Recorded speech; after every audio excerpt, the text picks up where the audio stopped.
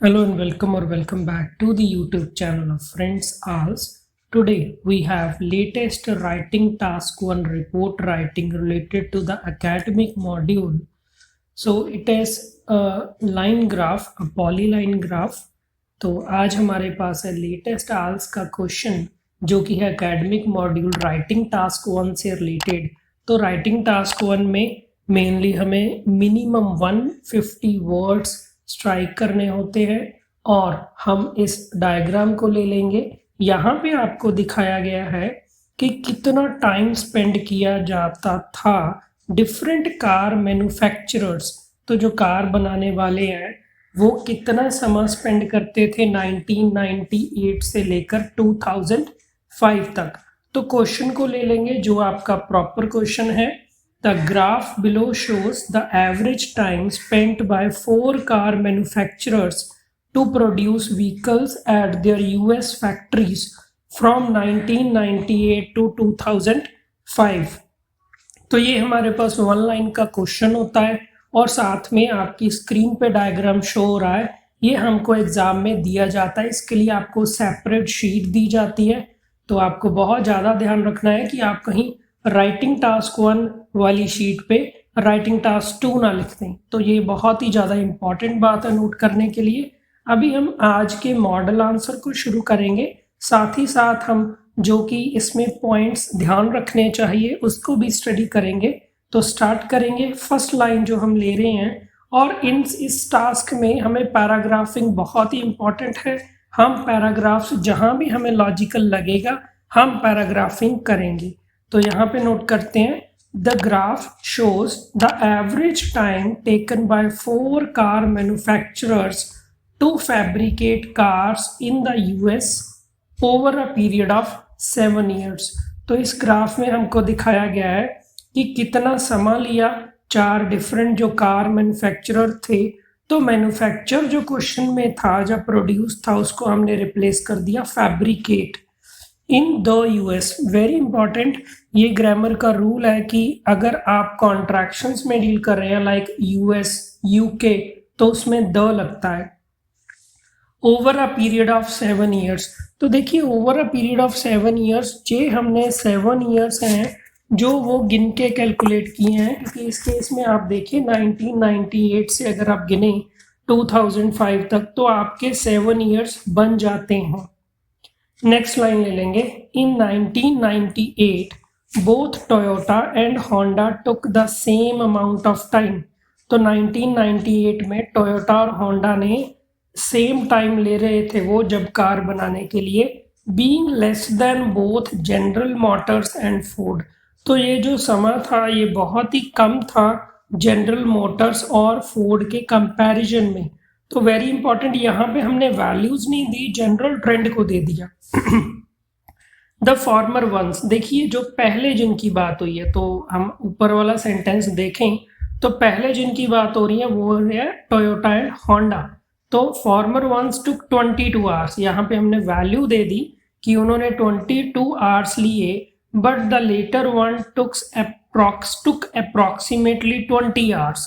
तो जो नीचे वाला है जिनकी हम बात कर रहे थे जनरल मोटर्स एंड फोर्ड, उन्होंने लिए 20 hours। तो बाय 2002, तो यहाँ पे हमने पहले सेंटेंस को एनालाइज कर लें जो हमने पहले सेंटेंस किया है। यहाँ पे हमने जो फॉर्मर वन लिया है वो पहले वाला, लेटर वन बाद वाला, और हमने 2 इंडिपेंडेंट क्लॉजेस को कॉमा से और फिर कनेक्टर बट से किया है कनेक्ट। तो ये आपका कंपाउंड सेंटेंस बन गया। नेक्स्ट सेंटेंस ले लेंगे, बाय 2002, अभी हम आगे टाइम में आगे, it was uncommon for General Motors to reduce the time drastically by 7 hours।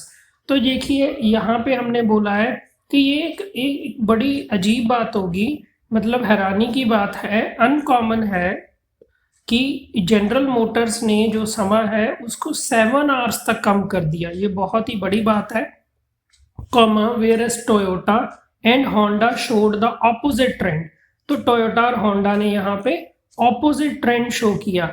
तो यहाँ पे आपने कॉम्प्लेक्स सेंटेंस बना लिया क्योंकि आपने एक इंडिपेंडेंट क्लॉज के बाद कॉमा लगा के और कनेक्टर लगा के आपने एक डिपेंडेंट क्लॉज क्लॉज बना दिया, वेयर से लेकर लाइन के एंड तक आपका डिपेंडेंट क्लॉज है। All 4 car manufacturers manage to reduce the time consumed. देखिए जिनकी बात हो रही है, चारों ही कार मैन्युफैक्चरर ने टाइम जो कंज्यूम हुआ उसको कम करने में वो सफल हुए या कर पाए। Although Ford levelled out in 2001। तो देखिए फोर्ड की मैक्सिमम वैल्यू फोर्ड ने शो की, एकदम से हॉरिजॉन्टल मूवमेंट हम बोलते हैं वैसे, बट यहाँ पे मैक्सिमम वैल्यू शो हो रही है 2001 में। The biggest change was in case of general Motors. तो सबसे बड़ी जो चेंज आई वो जनरल मोटर्स के केस में I, being 10 hours in the given time period. तो वो बदलाव क्या था, 10 घंटे का बदलाव इस जो हमें टाइम दिया गया 1998 टू 2005। तो यहाँ पे इट इज नोटिसिएबल दैट, ये ध्यान रखने वाली बात है, ये एक जिक्र योग बात है, that General Motors followed a continuously decreasing trend। तो जनरल मोटर्स के केस में जो नंबर ऑफ आवर्स थे वो कंटिन्यूअली डिक्रीज हुए, जो भी हमें टाइम पीरियड यहाँ पे दिया गया है 1998 to 2005, thereby increasing productivity. देखिए अगर आप किसी कार पे को बनाने में कम समय लगा रहे हैं और कम समय लगा रहे हैं तो आप प्रोडक्टिविटी को बढ़ा रहे हैं, तो इसलिए हमने बोल दिया thereby increasing productivity. Finally हम इस लाइन को ले लेंगे, Toyota and Honda had the same value only in 2001 being 22 hours. Toyota और होंडा की वैल्यू क्लैश कर गई, सेम होगी 2001 में जो कि थी 22 आवर्स, जबकि whereas it was in 1999 for General Motors. तो जनरल मोटर के केस में वैल्यू सेम थी 1999 में, एंड फोर्ड की जो कि थी 29 आवर्स। तो यहाँ पे हमने मॉडल आंसर देख लिया राइटिंग टास्क 1 एकेडमिक मॉड्यूल का। अभी हम पूरे आंसर को देख लेंगे आपके 1 गो में। The graph below shows the average time spent by 4 car manufacturers to produce vehicles at their US factories from 1998 to 2005.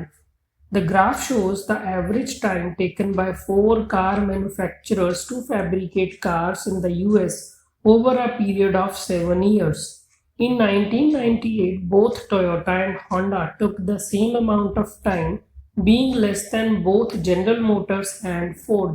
The former one took 22 hours, but the later one took approximately 20 hours.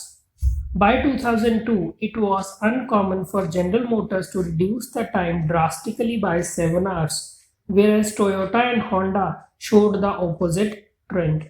All 4 car manufacturers managed to reduce the time consumed, although Ford leveled out in 2001. The biggest change was in case of General Motors being 10 hours in the given time period.